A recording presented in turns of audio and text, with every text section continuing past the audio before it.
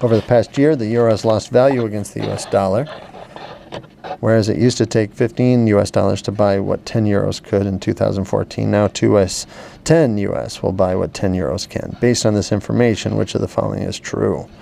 There is now an incentive for Europeans to buy American goods? Not true. Europeans find the American goods are more expensive now than they used to be. The rate of European inflation is steady with US inflation? There's nothing in the question that would support that, so we're going to cross that one off.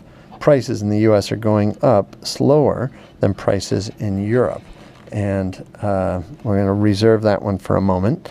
The US dollar buys less in Europe than it did last year. That's absolutely not true.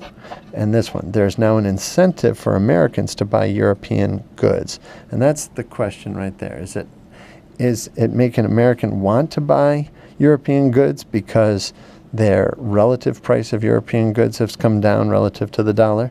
Or is it more accurate to say that prices in the U.S. are going up slower than prices in Europe? In other words, that the value of the dollar in Europe is now more slowly than it was before. And this is really only the one that's the best answer, because while this may be true, this, since it's a choice that's available, is definitely true relative to what we have, given the information that we have on this.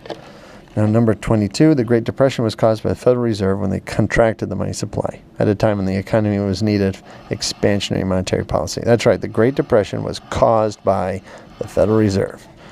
Make sure you know that. Which of these actions by the Fed could have prevented the Great Depression? We're looking for something that would have expanded the money supply. So we come back to our chart. We say, okay, any of these, buying treasuries, lowering the reserve ratio, or lowering the Fed rate would have worked, and selling treasuries would not have, increasing the reserve ratio would not have, increasing the Fed funds rate, no, but decreasing the Fed or reserve ratio would have worked. Last question, what's the millionaire method? You know it, you love it, save $40 a week for 40 years at 10% interest. It'll make you a millionaire.